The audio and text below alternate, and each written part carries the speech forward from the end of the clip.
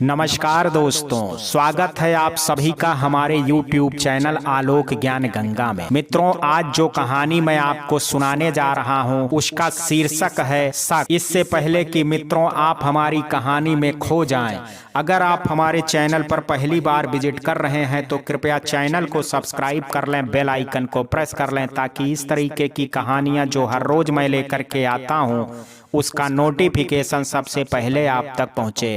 तो चलिए मित्रों, कहानी की तरफ आगे बढ़ते हैं। दोनों बच्चों जीत और सुवर्णा के साथ नीरा न्यूयॉर्क शहर घूम रही है।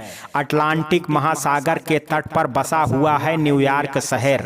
दूर दूर तक समुद्र की नीली अथाह जलराशि और किनारे पर मैनहट्टन की गगनचुंबी इमारतें बहुत ही मनभावन दृश्य प्रस्तुत कर रही हैं।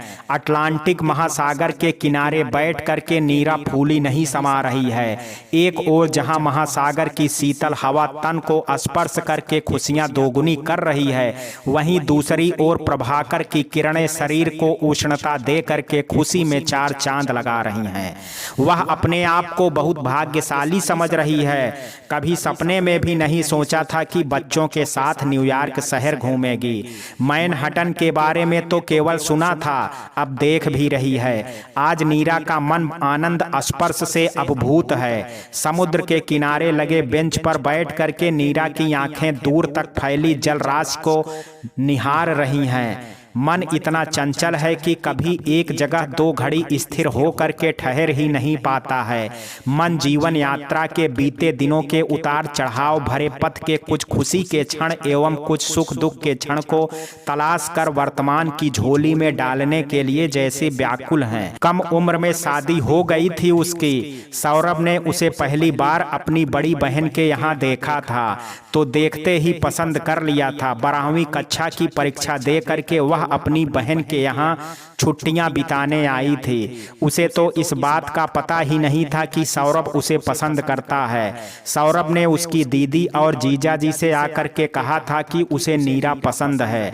एक दिन दीदी ने भी उसे बताया कि सौरभ आया था, तेरे बारे में बात कर रहा था। वह तुझे पसंद करता है और तुझसे बात करना चाहता है।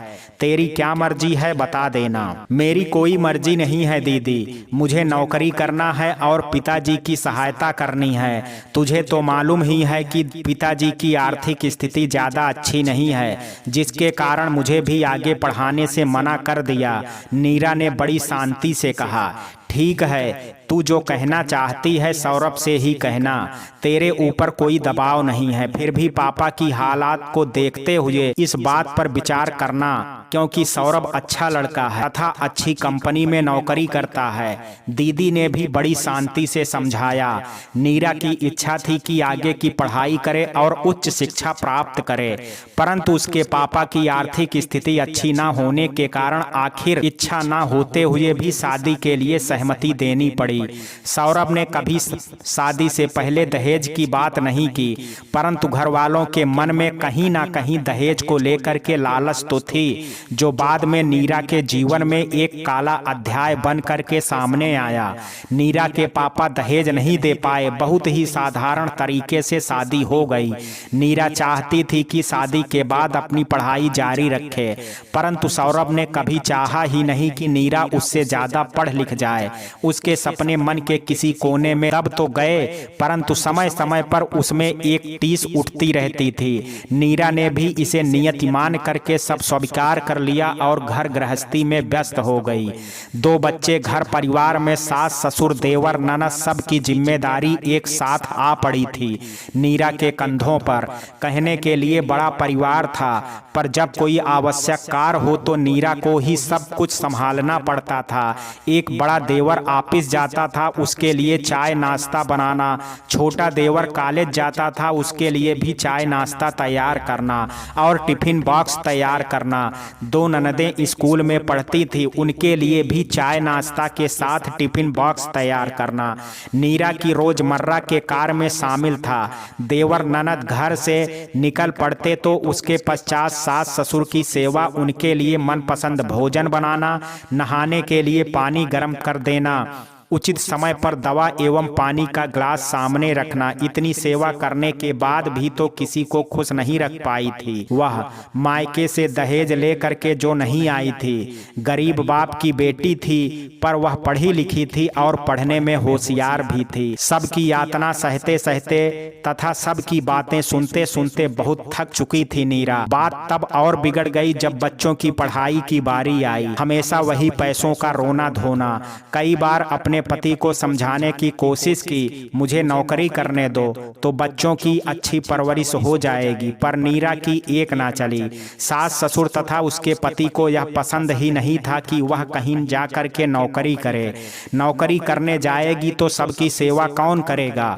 सौरभ का कहना था कि औरतें घर पर ही अच्छी लगती हैं। पूरे परिवार के विचार औरतों को लेकर के अच्छे नहीं थे।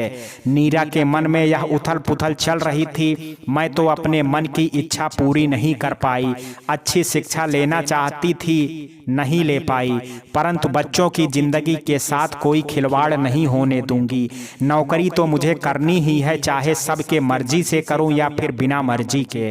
सब ने मर्जी दे दी तो अच्छी बात है, वरना सबके विरुद्ध जाकर के मुझे यह कदम उठाना ही पड़ेगा। मन में एक दृढ़ निश्चय लेकर के नीरा ने एक दीर्घ श्वास लेते हुए मन की सारी दुविधा बाहर निकाल दी। आखिर एक दिन बच्चों के भविष्य के बारे में सोच करके सबके विरुद्ध जाकर के नीरा ने नौकरी के लिए आवेदन भेज दिया और उसे एक सरकारी ऑफिस में नौकरी मिल गई। घर के काम के लिए उसने एक नौकरानी रख ली थी। बच्चे तो थोड़े से बड़े हो ही रहे थे तो उनको सुबह स्कूल भेज करके नौकरी के लिए निकल पड़ती। शाम को आकर के फिर वही सब की सेवा। फिर भी कोई संतुष्ट ना था। कभी थोड़ी देर आराम करने के लिए बैठ जाती तो पति देव से ताने सुनने को मिल जाते। कौन सी राजकुमारी हो तुम, तुम्हारे पापा कौन से रियासत के राजा हैं जो इतने नखरे हैं तुम्हारे। नौकरी अपनी मर्जी से की है तो सब कुछ संभालना तो पड़ेगा ही। तो मेरी सैलरी किसी काम नहीं आती है क्या? सब कुछ मैं अकेले हजम कर जाती हूँ क्या? नीरा भी बोल पड़ती है। आखिर कब तक सुनती पति की बातें। सैलरी की धमकी मत दो, इतने सालों तक मैंने सारा खर्च उठाया है। कौन सा तुम मायके से दहेज लेकर के आई थी। पति तीखे शब्दों का बाण चलाता। दहेज की धमकी हमेशा मत दिया करो। दहेज लेना कानूनन अपराध है, शायद तुम्हें पता है। व्यथित होकर के नीरा कह देती है, हाँ हाँ, ऑफिस में जा करके केवल तुम्हारे पर ही नहीं निकले, अपितु तुम्हारी जुबान भी काफी लंबी हो गई है। हवा में उड़ने लगी हो आजकल तुम। पता नहीं किस किस से मिल करके आती हो और तुम्हें ऐसी बुद्धि मिल जाती है। फिर पति देव शब्दों के बाण चलाते। चरित्र पर उंगली मत उठाना, बर्दाश्त नहीं कर पाऊंगी। व्यथित हो करके नीरा जवाब देती है, उठाई तो क्या कर लोगी? घर छोड़ करके चली जाओगी किसी के संग? आंखें तरेर करके पति देव बरस पड़ते। हाँ हाँ, चली जाऊंगी किसी दिन घर छोड़ करके। बातें जब बर्दाश्त से बाहर हो जाती तो नीरा चुप नहीं रहती। तो जाओ,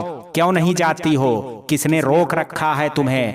यार दोस्तों की कमी है क्या तुम्हारी? सब पता है मुझे। किस किस से मिलती हो, बातें करती हो। शक करने की तो आदत सी पड़ गई है सौरभ को। हाँ हाँ, करती हूँ बातें। मेरे ऑफिस के मेरे सहयोगी हैं तो क्यों ना करूँ बातें। सौरभ उस पर शक करता तो नीरा बर्दाश्त नहीं कर पाती।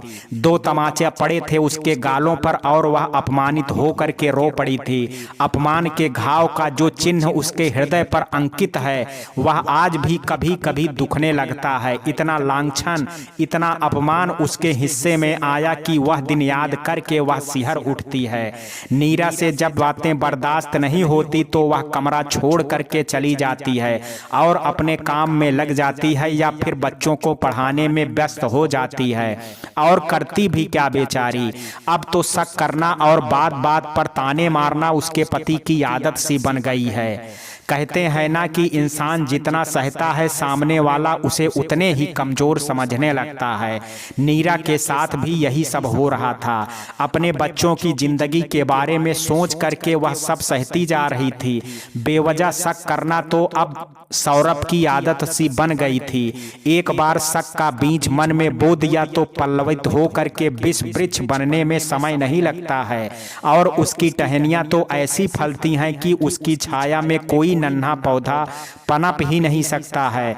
नीरा देख रही थी कि यह शक का विष वृक्ष एक दिन उसकी जिंदगी के साथ साथ बच्चों की जिंदगी को भी तबाह करके रख देगा। वह हर हाल में बच्चों की जिंदगी बचाना चाहती थी। एक दिन की बात नीरा भूलना चाहती है पर भुला नहीं पाती है। ऑफिस से तबीयत कुछ खराब होने लगी थी। घर आ करके वह सीधे बिस्तर पर पड़ गई। बहुत जोर से सिर दर्द हो रहा था। बच्चे बाहर आंगन में खेल रहे थे। पति देव ऑफिस से आ चुके थे। उनकी आदत थी ऑफिस से आने के पश्चात गर्मा गर्म चाय पीने की, पर जब तक नीरा ऑफिस से नहीं आ जाती कौन चाय बना करके पिलाएगा। पति देव इंतजार कर रहे थे कि कब नीरा आए और चाय बना करके पिलाए। नीरा को लेटा हुआ देख करके उसने तबीयत के बारे में कुछ नहीं पूछा, बल्कि सीधा सवाल किया, क्यों महारानी को क्या हो गया है? आज ऑफिस में कोई गड़बड़ घोटाला करके आई हो क्या, या किसी की यादें सता रही हैं? चाय कौन बनाएगा? चाय की तलब हो रही है, जल्दी से चाय बना करके दो। एक तो जम के सिर दर्द,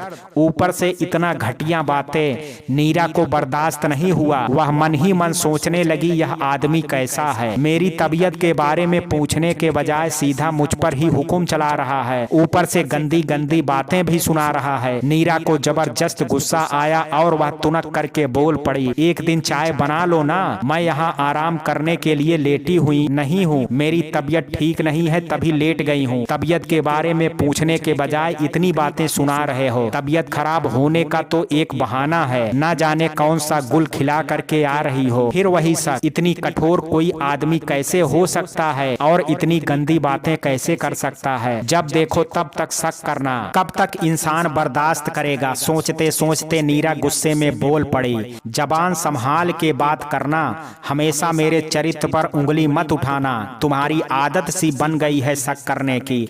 मैं जितना बर्दाश्त करती जाती हूँ तुम उतना ही सर पर चढ़ते जाते हो। इतना कहना था कि नीरा को जरा भी सोचने का आगे का समय नहीं मिला।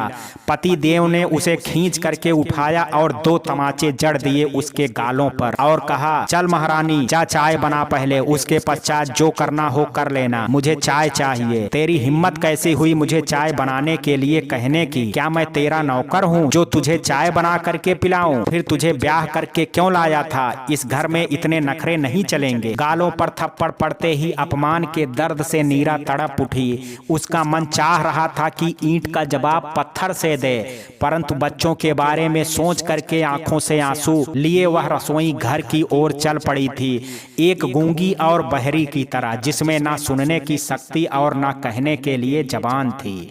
एक दिन सास ससुर को सौरभ ने अपने बड़े भाई के पास गांव भेज दिया। नीरा को समझ नहीं आया कि उसने ऐसा क्यों किया है।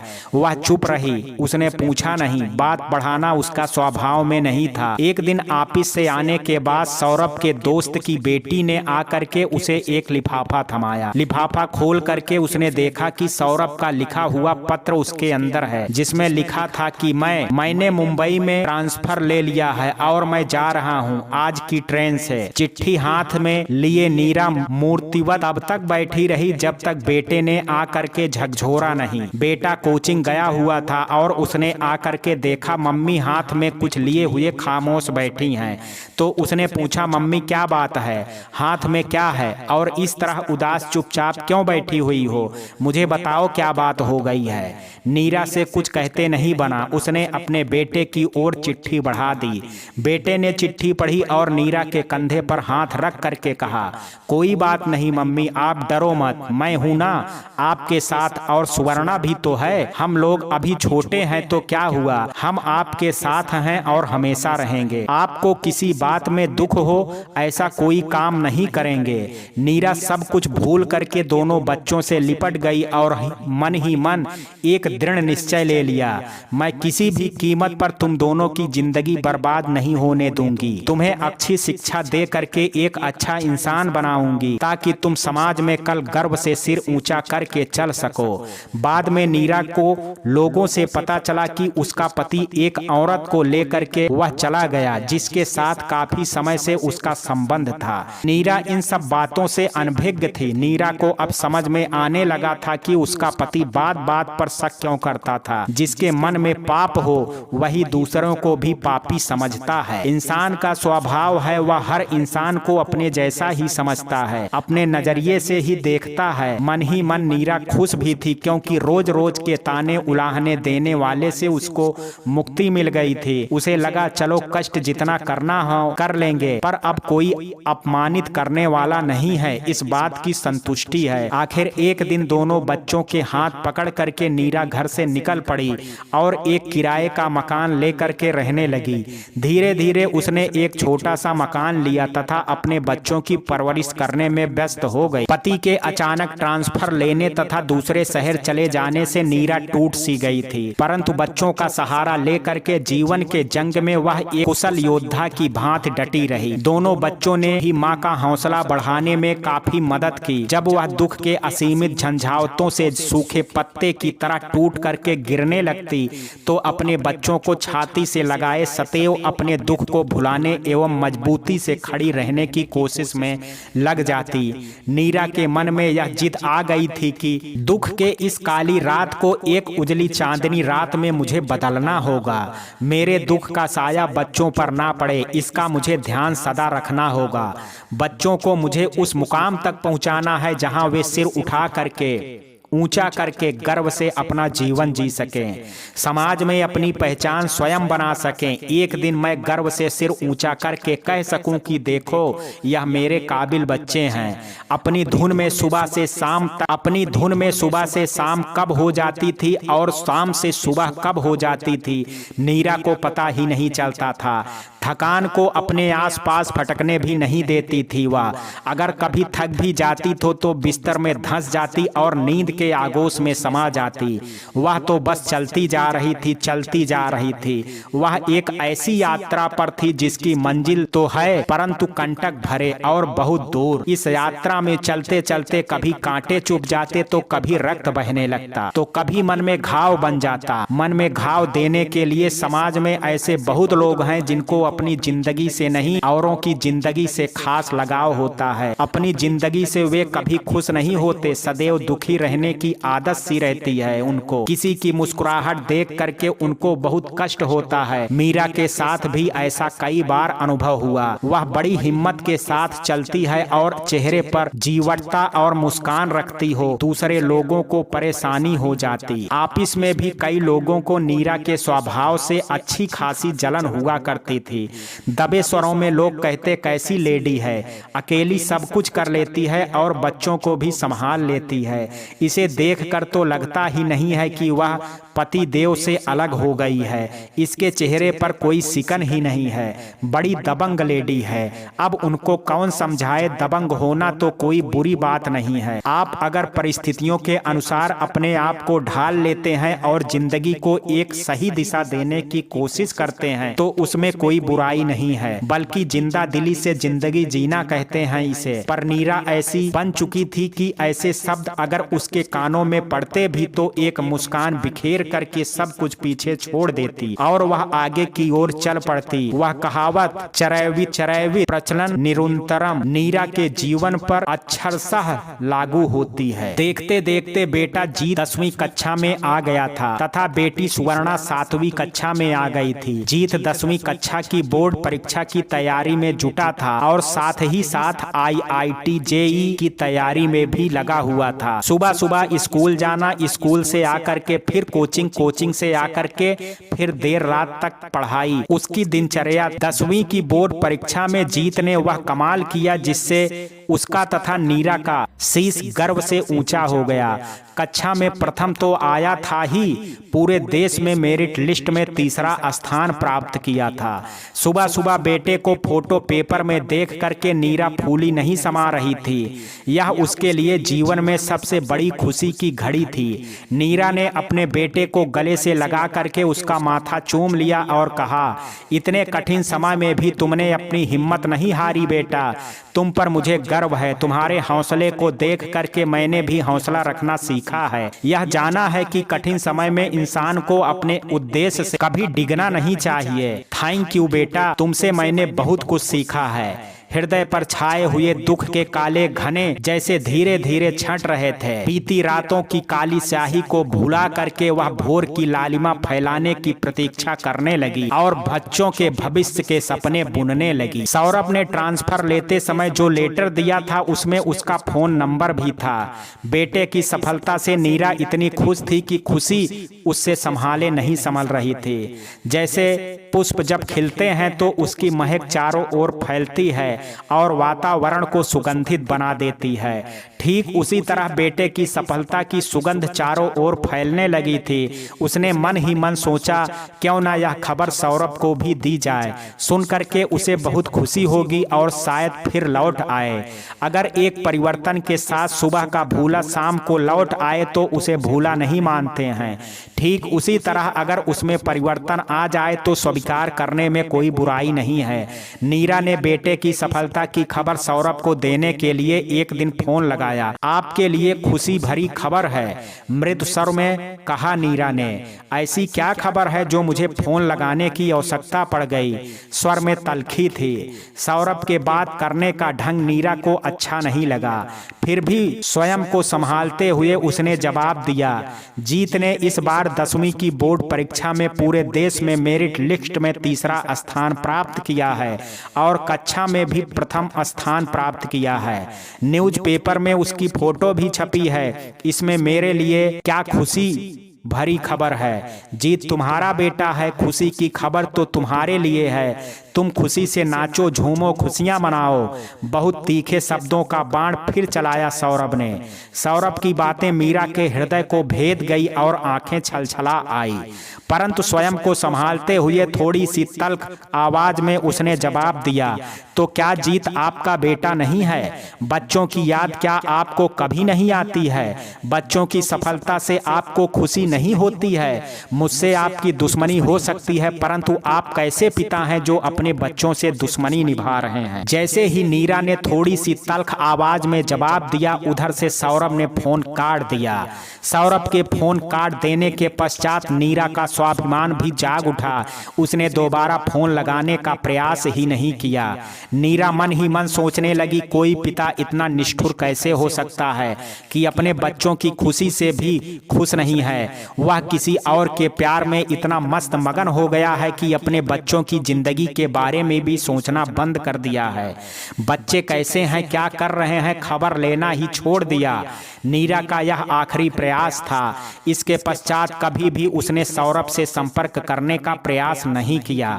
समय का चक्र जैसे जैसे चलता गया, सुवर्णा भी साथ साथ बहुत समझदार और जिम्मेदार होती गई। सुवर्णा भी भाई को देख करके उसका अनुसरण करने लगी। वह भी पढ़ाई में होशियार थी। दोनों बच्चों की पढ़ाई की चर्चा नीरा के ऑफिस में भी हुआ करती थी।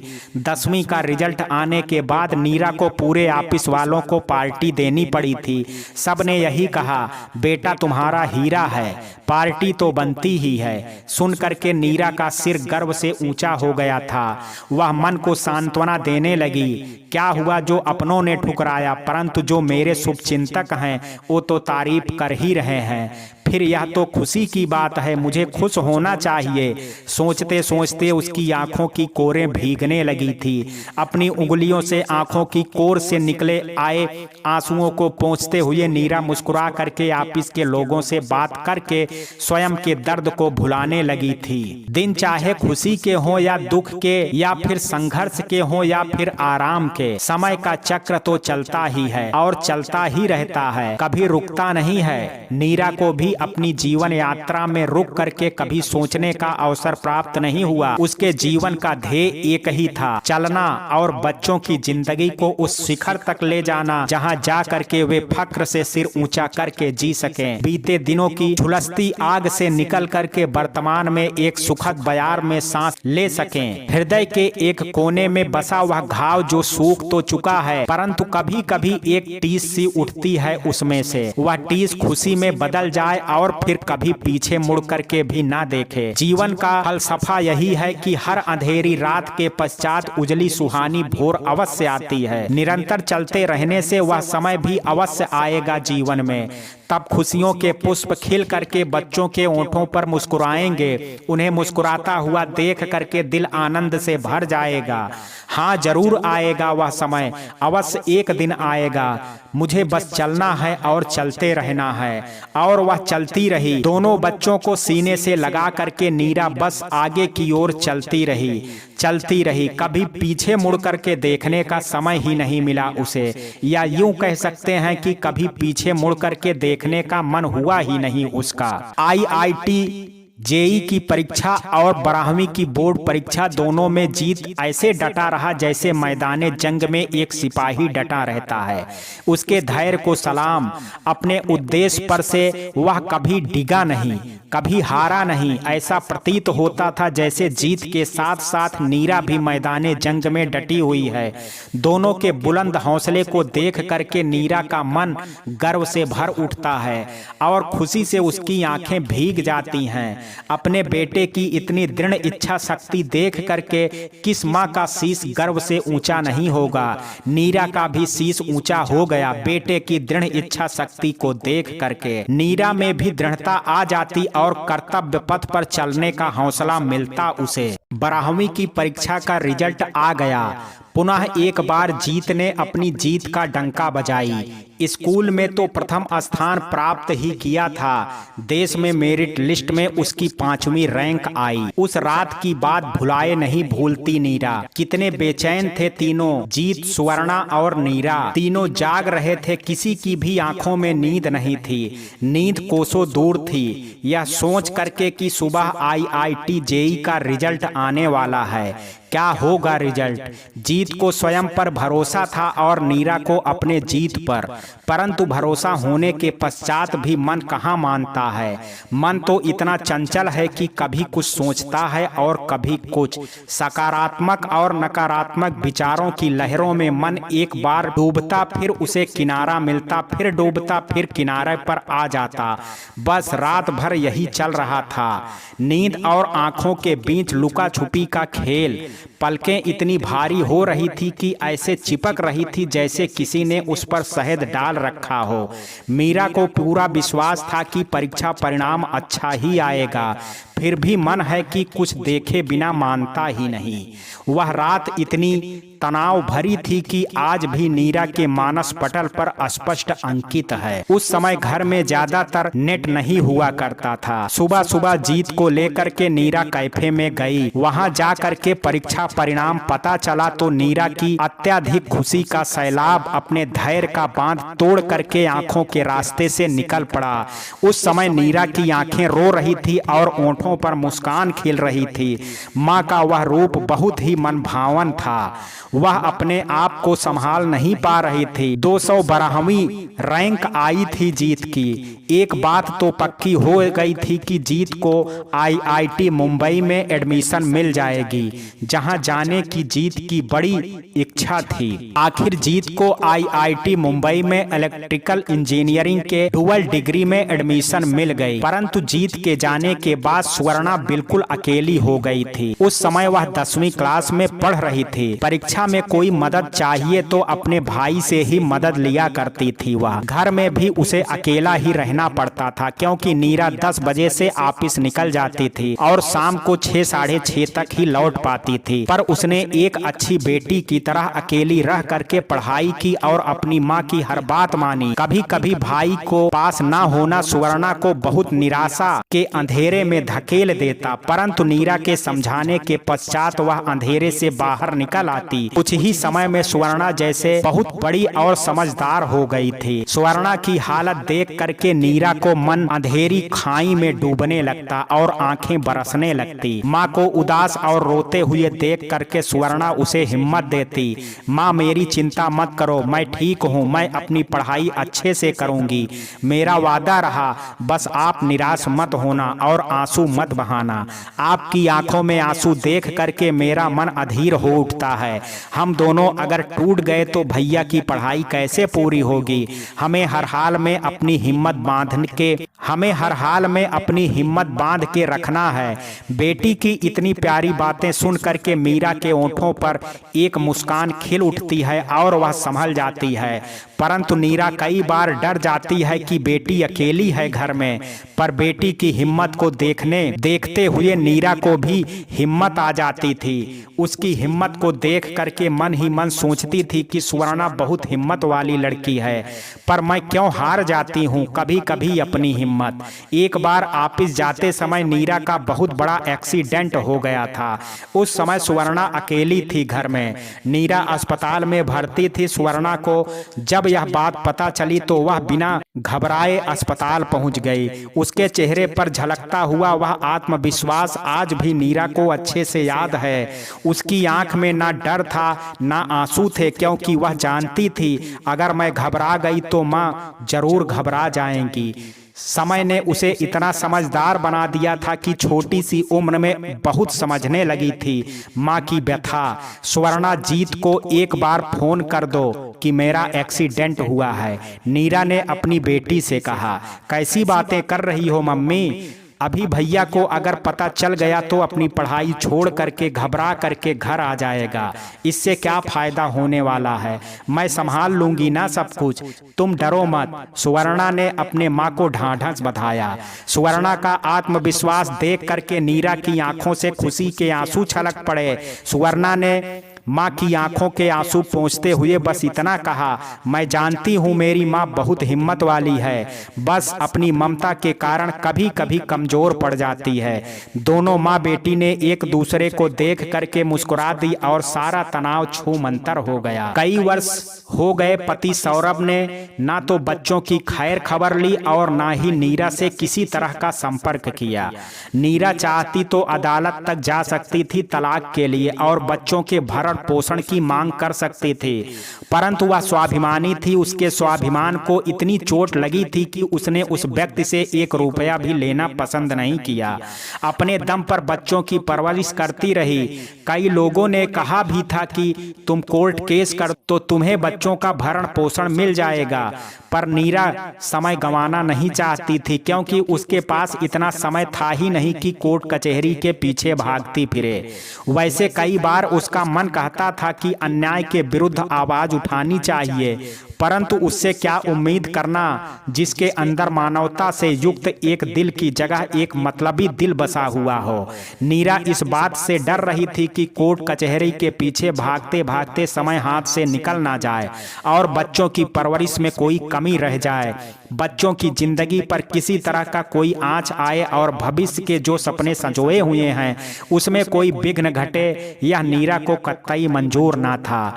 बच्चों को कोर्ट कचहरी ले जाना और फिर वहां पर हुई बातों और घटनाओं का बच्चों के हृदय पर विपरीत असर करे, यह नीरा नहीं चाहती थी। इसलिए उसने यह निर्णय लिया कि जब मुझे उस इंसान से आर्थिक सहायता चाहिए ही नहीं तो क्यों मैं अपना समय बर्बाद करूं। उसने एक कठोर कदम उठाया जिसमें कोर्ट कचहरी के लिए कोई जगह नहीं थी। जीवन के सफर में अकेली औरत को भागते हुए देख करके आसपास के लोगों का नजरिया भी बदल गया था। कुछ लोग तो ताने मारने लगे थे, कुछ लोग अजीब अजीब नजर से देखने लगे थे। एक दिन उसने किसी को कहते सुना, बाप रे कैसी औरत है, अपने पति को तो भगा दिया घर से, अब अकेले ही सारा कुछ संभाल रही है, लोक लाज का भी डर नहीं है। एक दिन पड़ोसन ने तो सामने ही कह दिया, बाप रे इस औरत को तो बिल्कुल डर भी नहीं है और लाज शर्म भी नहीं है, पति के बिना भी इतने अच्छे से खुशी खुशी बच्चों के साथ जिंदगी गुजार रही है जैसे कुछ हुआ ही नहीं है। है। नीरा को लगा किसी ने कानों में गर्म पारा डाल दिया हो। वह अधिक देर तक बर्दाश्त नहीं कर पाई। डट करके उसने सामने खड़ी हो गई और बोल पड़ी, मैं डर के घर में बैठ जाती हूँ। एक काम करिए, आप मेरे बच्चों की परवरिश भी कर दीजिए और भरण पोषण का खर्चा भी दे दीजिए। आपको अगर इतनी चिंता है मुझे ले करके, बेहतर होगा कि आप अपनी चिंता करिए, मेरी चिंता मुझ पर छोड़ दीजिए। मैंने आप लोगों से कभी कुछ नहीं कहा। इसका मतलब यह नहीं है कि मुझे कहना आता ही नहीं है। मैं फालतू की बातों में पड़ना नहीं चाहती, इसलिए चुप रहती हूँ और मेरे पास इतनी फुर्सत भी नहीं है आप लोगों से बेकार की बातें करने के लिए। उस दिन नीरा शेरनी की भांति दहाड़ पड़ी थी और पड़ोसन चुपचाप अपने घर के अंदर चली गई थी। उसने दोबारा फिर कुछ कहने की हिम्मत नहीं की। सौरभ के कहने पर उसके घरवाले ने कई बार संपर्क करने की चेष्टा की और कहा कि जो भी गलती हुई है सौरभ से, उसे माफ करके दोबारा अपनी जिंदगी शुरू करो। सौरभ को शायद धीरे धीरे यह महसूस होने लगा था कि अपना खून तो अपना है। बच्चों की याद आने लगी थी शायद, और जो जिंदगी वह जी रहा था उससे शायद दिल भर चुका था, परंतु पानी सर के ऊपर से निकल चुका था। अब सौरभ से किसी तरह की कोई उम्मीद नहीं थी नीरा को, और फिर क्यों करे ऐसे रिश्तों की शुरुआत जिसकी बुनियाद शक पर पड़ी हो। शक का कीड़ा अगर एक बार किसी रिश्ते के बीच में घुस जाए तो घुन की तरह उस रिश्ते को अंदर तक खोखला बना देता है। शक वह विष है जो किसी रिश्ते को जड़ से खत्म करने के लिए काफी होता है। सौरभ का शक की दिमाग होने के कारण नीरा ने अपमान तथा तिरस्कार भरे शब्दों के बाण बहुत सहे। वह तिल तिल करके लहूलुहान होती रही, परंतु शब्दों का विष युक्त बाण छोड़ना नहीं छोड़ा सौरभ ने। वह पीछे मुड़ करके देखना नहीं चाहती थी, क्योंकि पीछे मुड़ करके देखती तो वितृष्णा से मन भर उठता था। वह काफी हद तक वह संभल गई थी तथा जिंदगी की गाड़ी अच्छी तरह से चलने लगी थी। हार करके सौरभ नीरा को अपने दोस्तों में तथा घरवालों से बदनाम करने के लिए कुछ कसर ना रखी। उड़ते उड़ते खबर किसी ने किसी के माध्यम से नीरा के कानों में आकर के पड़ती थी। सब जगह यह बात फैला दी कि नीरा का चरित्र ठीक नहीं है। सुन करके नीरा को गहरा झटका लगा, परंतु दोनों बच्चे अब बड़े हो गए थे। दोनों अपने माँ का सहारा देते और समझाते, मम्मी इन सब बातों में ध्यान मत दिया करो, लोग तो बोलेंगे, बोलना उनका काम है। आप क्या हैं क्या नहीं है हमारी नज़रों में, हमसे अच्छा कौन समझ सकता है। इन्होंने बुरे समय में हमें क्या दिया जो आज इनकी बातों में ध्यान दिया जाए। हमारी उन्नति को देख करके इन्हें बर्दाश्त नहीं हो रहा है। हमें पता है कि आपने हमारे लिए कितना त्याग किया है। नीरा को बच्चों की बातों का सहारा मिल जाता तो हिम्मत मिल जाती। उसके ओंठों पर मुस्कान के पुष्प खिल उठते और अंतर मन में जीवटता भर उठती। मुश्किल राहों पर आगे कदम बढ़ाने के लिए मन में ऐसी ऊर्जा भर जाती कि मुश्किल भी आसान होती दिखाई देती। दूर खड़ी मंजिल पुकार करके जब कहती, उठो नीरा, समय बहुत कम है, हार करके बैठने का वक्त नहीं है, तुम्हें तो अभी चलना है बहुत दूर तलक। तुम तो उसकी पथ के राही हो। जिस पथ पर चल करके मंजिल पाना कठिन जरूर है पर असंभव नहीं है। नीरा उठ करके खड़ी हो जाती है, फिर से जीवन के रास्ते पर एक नई आशा और नई जोश के साथ आगे चलने के लिए। IIT मुंबई से बीटेक एमटेक करने के पश्चात जीत का अमेरिका के एक यूनिवर्सिटी में PhD करने का ऑफर मिला था। इस बीच एक एक्सीडेंट में नीरा की टांग की हड्डी टूट गई थी। जीत को जब खबर मिली तो वह मां को देखने घर आया और मां को यह बताया कि PhD के लिए एक बहुत अच्छी यूनिवर्सिटी मिली है मम्मी, आप बताइए कि मैं जाऊं कि नहीं जाऊं। आपको इस हालत में छोड़ करके मैं कैसे जाऊं समझ में नहीं आ रहा है, और इतनी अच्छी अपॉर्चुनिटी बार बार नहीं मिलती है। मुझे स्कॉलरशिप भी इतनी मिलेगी कि मैं अपना खर्चा चलाने के साथ साथ आपकी मदद भी कर सकता हूं। एक मन कह रहा है कि इतनी अच्छी अपॉर्चुनिटी नहीं छोड़ना, और दूसरा मन आपको इस हालत में छोड़ करके जाना नहीं चाहता। मैं बहुत दुविधा में हूं मां, जब भी मैं दुविधा में रहता हूं आप ही मुझे उस स्थिति से बाहर निकालती हो। अब आप ही बताओ मुझे क्या करना चाहिए और क्या मेरा कर्तव्य है। नीरा टूट चुकी थी मन से। अपने बेटे को क्या जवाब दे वह स्वयं तय नहीं कर पा रही थी। मन निराश के अंधेरे में इस कदर डूबा हुआ था कि आगे का रास्ता दिखाई ही नहीं दे रहा था। जहां तक नजर जा रही थी केवल सूनापन और उदासी नजर आ रही थी। बात अकेले जीत की नहीं है। जीत तो फिर भी उच्च शिक्षा प्राप्त कर चुका था, परंतु सुवर्णा का क्या?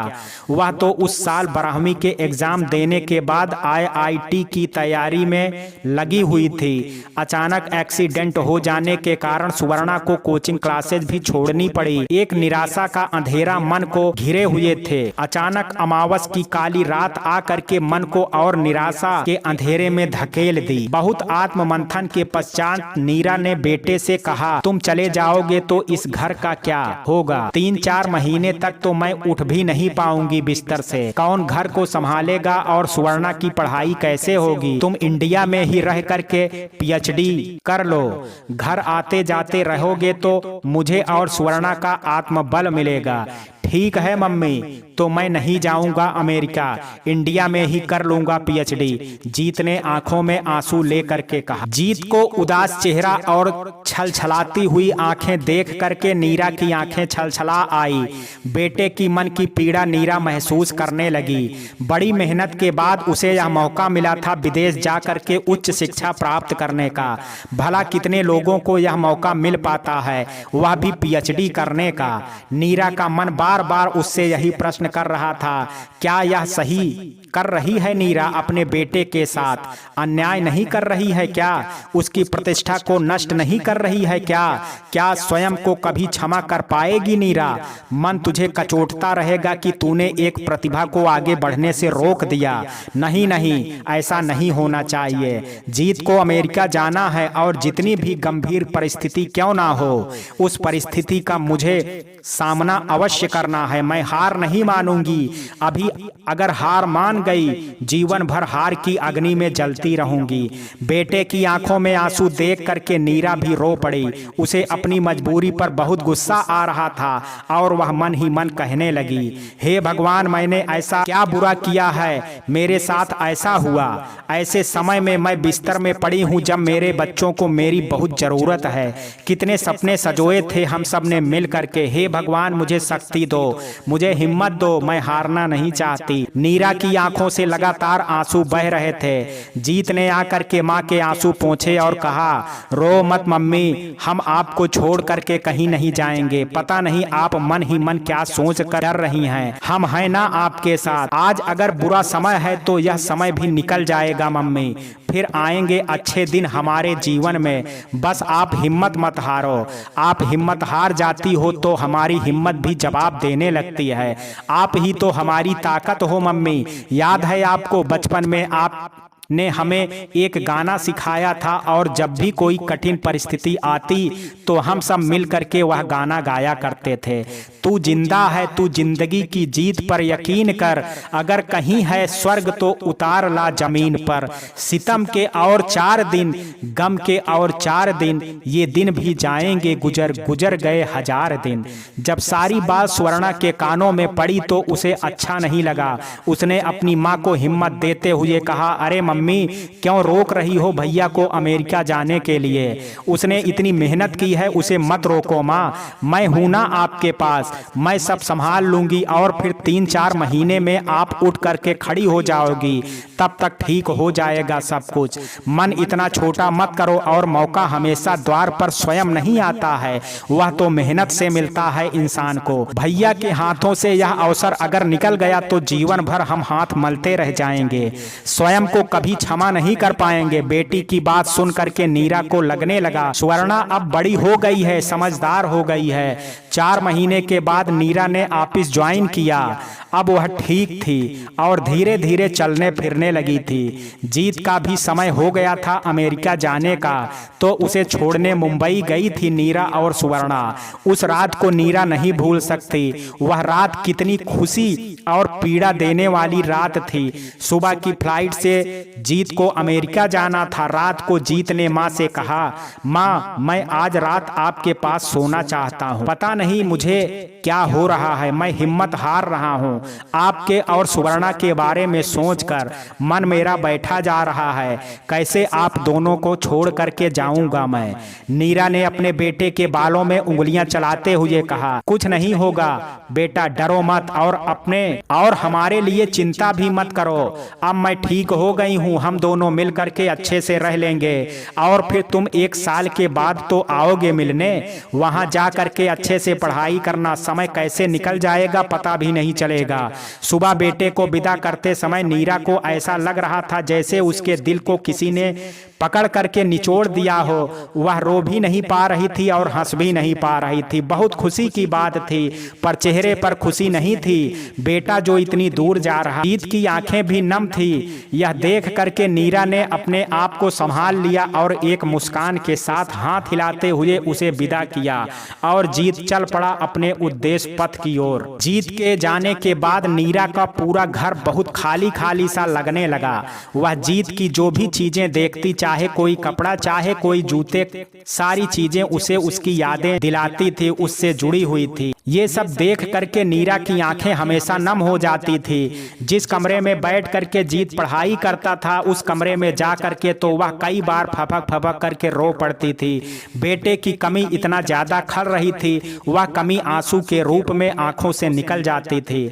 जब भी जीत की अलमारी खोलती तो अलमारी को खाली देख करके उसके दिल में एक टीस सी उठती और वह मन ही मन कहती, हे ईश्वर मुझे शक्ति दो, अगर मेरी आंखों से इस तरह आंसू बहते रहे तो मैं अपने बच्चों को कैसे संभालूंगी, सुवर्णा को कैसे संभालूंगी। सुवर्णा को भी अपने भाई की कमी बहुत खलने लगी थी। पढ़ाई में जब भी कोई परेशानी आती, खासकर गणित में, तो उसकी आंखें भी छलकने लगती थी। नीरा कहती थी कि आओ मैं मदद कर देती हूँ, पर वह हमेशा यही कहती, नहीं मम्मा आप भैया जैसे नहीं समझा सकती हैं। वो कितने प्यार से मुझे सब चीजें समझाया करता था, मुझे उसकी कमी बहुत महसूस होती है। नीरा बेटी को अपनी बाहों में भर लेती हैं और ढांढस बंधाकर कहती हैं, कोई बात नहीं बेटा, भैया तो अच्छे काम के लिए गया है, तुम पढ़ाई में मन लगाओ और एक दिन तुम्हें भी जाना है। फिर दोनों माँ बेटी मिल करके थोड़ी देर रो लेते हैं मन हल्का करने के लिए। बोर्ड परीक्षा से पहले सुवर्णा को अचानक बहुत ज्यादा तबीयत खराब हो गई थी तो उसे कोचिंग भी छोड़ना पड़ा। वह छोड़ना नहीं चाहती थी पर नीरा को लगा जिंदगी से बढ़ करके कुछ भी नहीं है, अगर जिंदगी रही तो मंजिल मिल जाएगी कभी ना कभी। सुवर्णा घर में रह करके अपनी पढ़ाई करने लगी। वह बोर्ड परीक्षा की तैयारी में व्यस्त हो गई। 12वीं की बोर्ड परीक्षा का रिजल्ट आया तो सुवर्णा को इतनी खुशी नहीं हुई जितनी होनी थी। आशा के मुताबिक रिजल्ट नहीं आया था। नीरा समझ गई कि जीत के जाने से उसकी पढ़ाई पर असर पड़ा है, क्योंकि वह घर में अकेली रह करके पढ़ाई करती थी। नीरा तो सुबह ऑफिस जाती और शाम को लौटती। नीरा ने बेटी को समझाया, हिम्मत दिया, कोई बात नहीं बेटा, यहीं पर जिंदगी खत्म नहीं होती है, आगे की पढ़ाई तुम अच्छे से करना, मेहनत करने वालों की कभी हार नहीं होती है बेटा।